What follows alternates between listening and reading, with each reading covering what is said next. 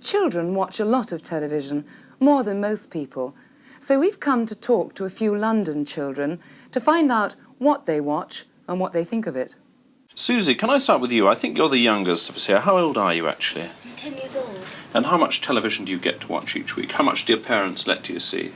Well, my mother goes out to work all day, so I come home on my own, and I watch all the kind of children's programmes when I come in. And how late are you let watch? To about 8:30. It's about 8:30. Well, let's go to the other end of the scale, so to speak. Julia and John, I think you must be amongst the oldest of us here. How late do you stay up, Julia? I usually stay up at the latest about 10 o'clock.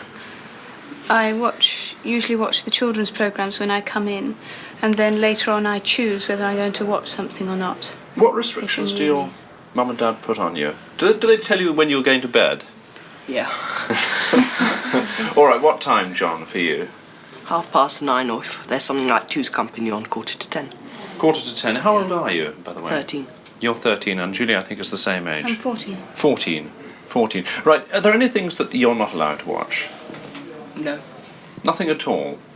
What if there's something on that your parents want to watch on the one channel and that you want to watch on the other channel? What happens then?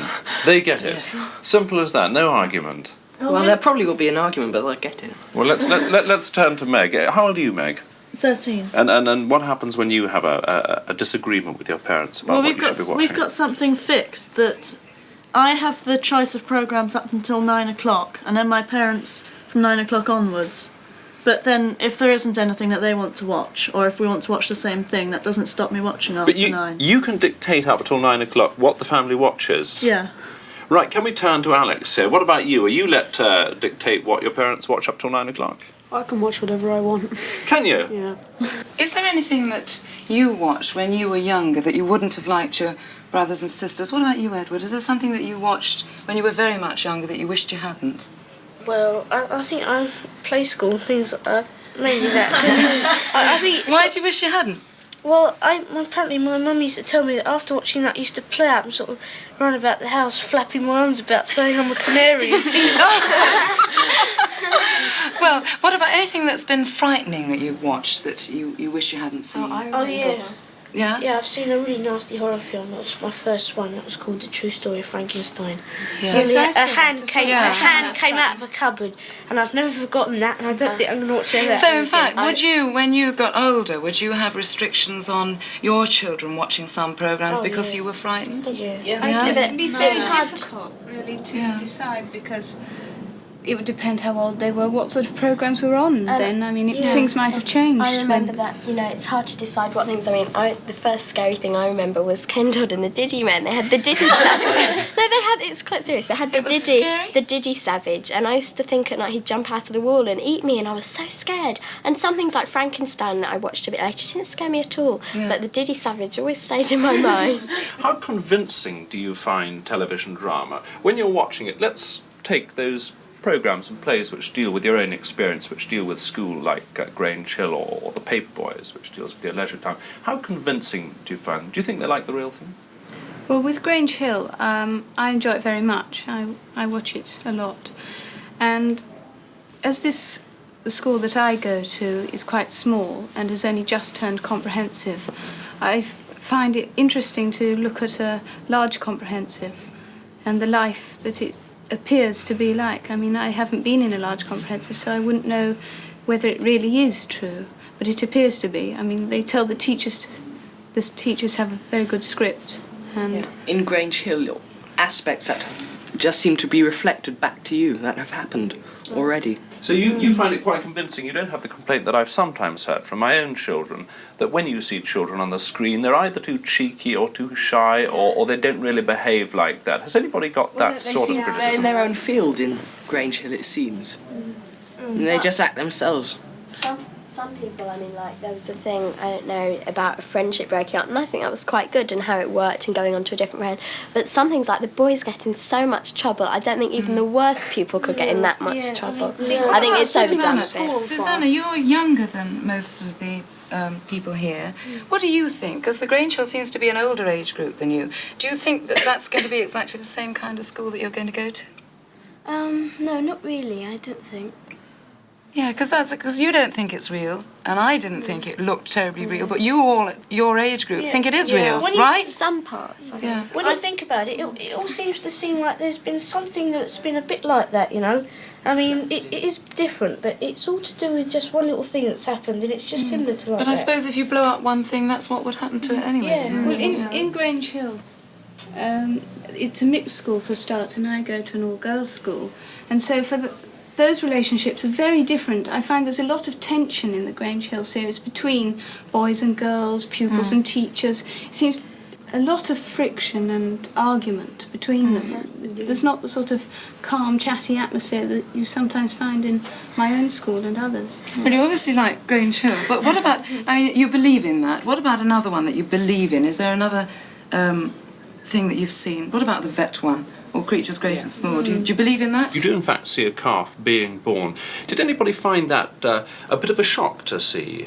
Did anyone who saw that? Was anybody a little bit surprised by the sheer sort of force and the amount of blood and effort and all the rest of it that went into that otherwise simple Quite activity? surprised, yeah. I mean, not horrified or anything, but just surprised at it. Yeah. I mean, I didn't really know about it. It was interesting to see.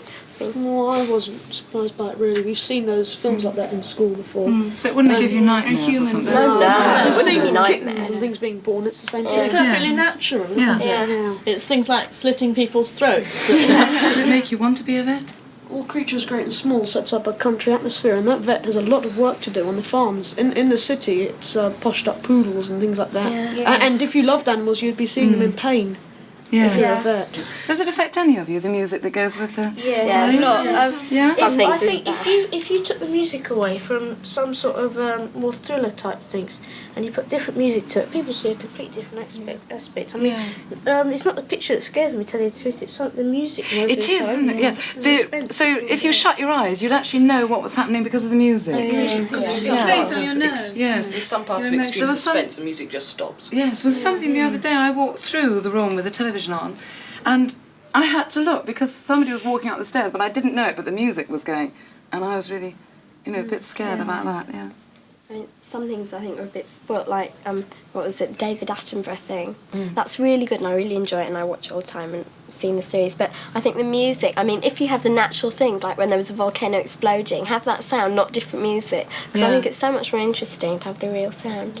Do any plays actually make your mind work? Do you think by not having an ending? What do you think The about that? one that was on the other day about, it's been on millions of times, about the man who was killing all his ancestors before he could get to, Kind Hearts and Kind Hearts and Coronets. Brilliant. That's one of my favourite films, and Yeah. I really love it. And I think that's so good because the ending, my little brothers had never seen it before, and they sat there just staring, and they couldn't believe it. And they're like, "But Petra, what happened? What happened?" And they just couldn't really work out the ending. it's got about 3 twists at the ending. Yeah, altogether. it's really awful. I mean, it's really good for your imagination, but it's so tantalising. You mentioned your little brothers being slightly startled by the fact they couldn't understand the ending of that programme. Can anyone else remember that experience when you were young, when a programme suddenly apparently came to an end and you didn't understand why? Can you remember that from when you were younger? But I remember when the BBC last did a series of old science fiction films, there was one about a man who was shrinking. And all 3 of us, me, my brother and my mum, sat there watching this film. And I was getting more and more upset, he's going to die. And Mum said, no, it'll be a lovely ending, And it went on, and he was getting smaller and smaller. And in the end, he was going to die. And it was just such a shock.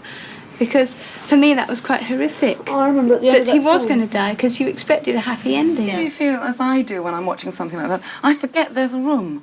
I think like I'm actually in the room. Yeah. That the thing. Do you feel that, or is that? If it's a really Yes. interesting programme Yes. that you're really into, like a book, you can get locked in it.